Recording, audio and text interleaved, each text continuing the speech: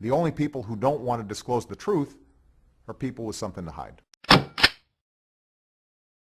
Please say good morning and welcome back to the radio show.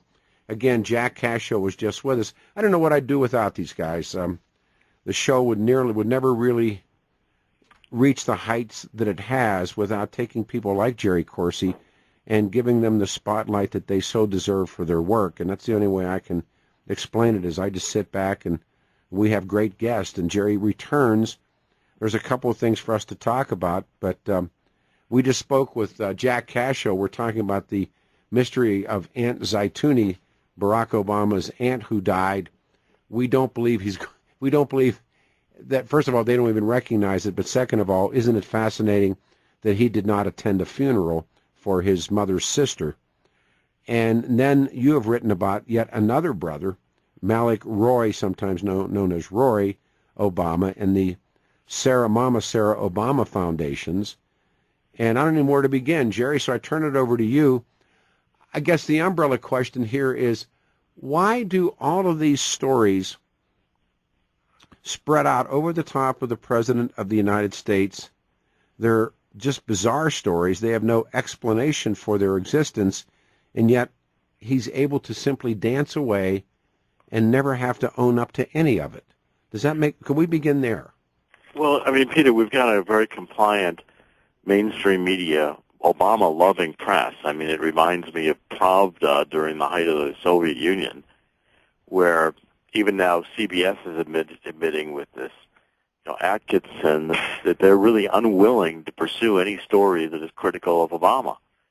And from the mainstream, from New York Times, Washington Post, the networks, they just relegate any anti-Obama story or any story that would reflect negatively on Obama to the point where no one knows about it. And that's disgraceful. If any of these things about the family of George W. Bush had come out, oh my, the New York Times would have hired 30 reporters like they did with Sarah Palin and send them to investigate nonstop. But what you're referring to is, the family of, first of all, President Obama has yet to come clear with key documents about his past.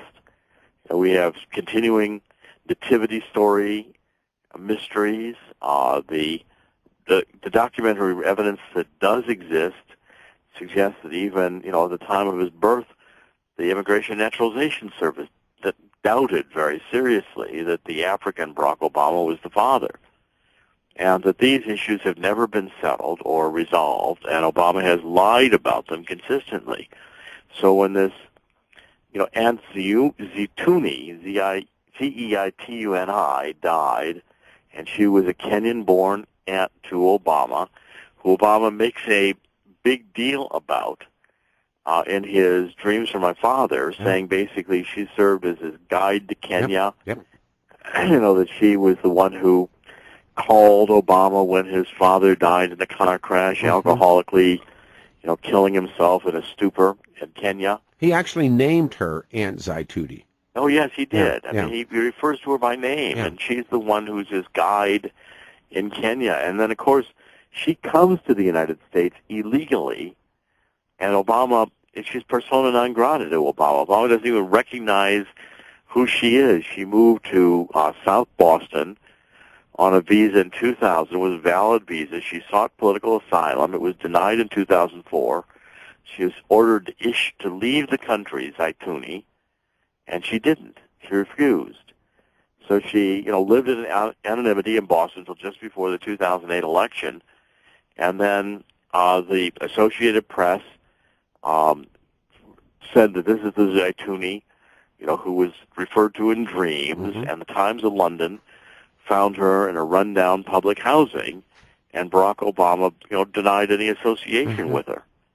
And, of course, this was in 2008 when he was running for president the first time, and Aunt Zeituni's appearance in the United States as an illegal alien, after he'd made such a big deal about her in Dreams from My Father, Bill Ayers made such a big deal about her writing the book. And that may be the MacGuffin there, that he, in Dreams of My Father, in his 88 trip, the president goes to Kenya in 1988, and he meets Onyango, Zaituni Onyango, Right. And she has cared for his half-brothers and sister.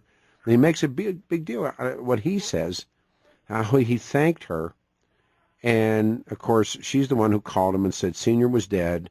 And he started calling her Aunt Zeituni in that book, Dreams from My Father, which was his, as Jack Cascio has pointed out, high degree of probability. He didn't even write it in the first place.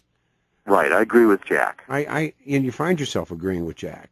Well, in fact, I asked Bill Ayers about it. Ayers said that he wrote Dreams. I asked him about it directly. Of course, Ayers always games the issue and says, "Where's my royalties?" Yeah. But Ayers is always constantly, lying, hedging, teasing. Ayers remains a very radical guy who I think wrote Dreams of My Father, was largely responsible for Obama's rise to power. So because all of this lying myth, the whole story of Obama's birth and his rise is reads like an intelligence legend that was made up by, a CIA or another agency in order to create a mythical person that is then advanced politically. What do they do? Barack Obama. And there's a person that they call the man who never was.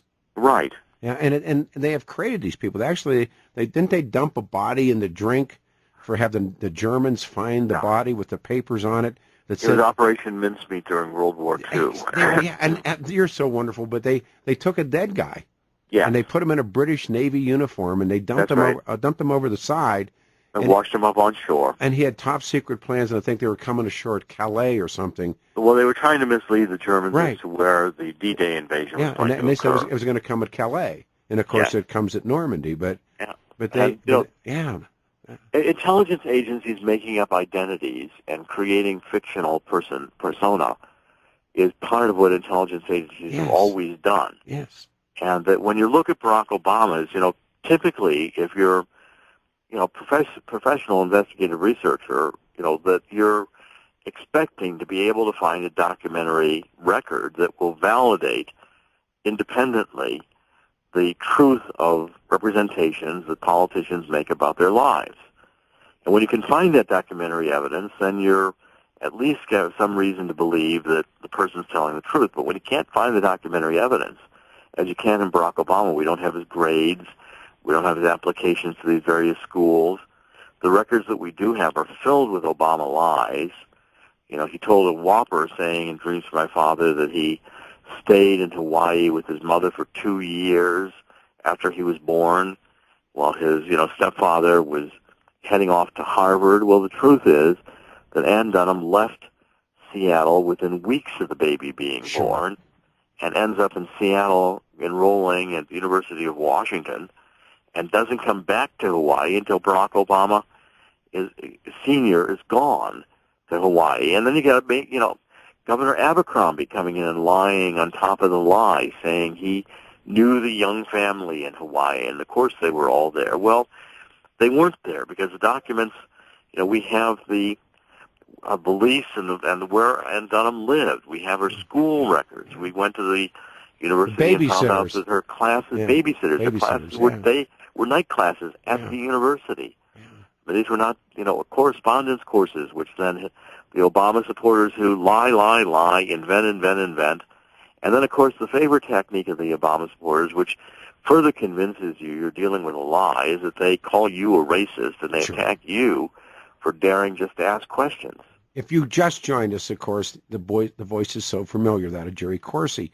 Now, you have done work now on Malik, also sometimes known as Rory. Yes. I like that and Obongo is his real name, apparently. But they have these two foundations. One is called the Mama Sarah Obama Foundation, and the other one is the Barack Hussein Obama Foundation. Now, you've done some great work. First of all, talk about how quickly they were granted or given tax status and why. Well, Barack Obama's brother, Malik, from Kenya, filed these two 501c3 or 4 applications for foundations in the United States to raise money to bring it to Kenya. And they didn't get tax-exempt status until he became public. We started noticing these foundations and writing about them, and suddenly Lois Lerner, who is now resigned for having discriminated against conservative Tea Party applications for tax-exempt status. She retroactively granted tax-exempt status to these two Malik Obama foundations on a Sunday. She did the application on a Sunday. And this is the type of lying and extraordinary activity which makes it clear that these two foundations were raising money. Malik was maintaining one of his many wives, 3 or 4 wives in a hotel complex near the family land in Kenya. Just so good, isn't it? He's managing money for the Muslim Brotherhood in Egypt, under which now he's for criminal indictment. Yeah. He's wanted by Geneva for working with the terrorists in the Sudan to raise money for them too. He's a terrorist fundraiser, and he was Obama's best man at Obama's wedding. And then he shows up numerous times and is photographed at the White House in his African garb visiting Brother Barack. Of course, now as soon as this foundation scam gets revealed and Lois Lerner is at the heart of it, then suddenly Barack Obama doesn't know who Malik is. Yes. He has forgotten who Malik is. The only people who don't want to disclose the truth are people with something to hide.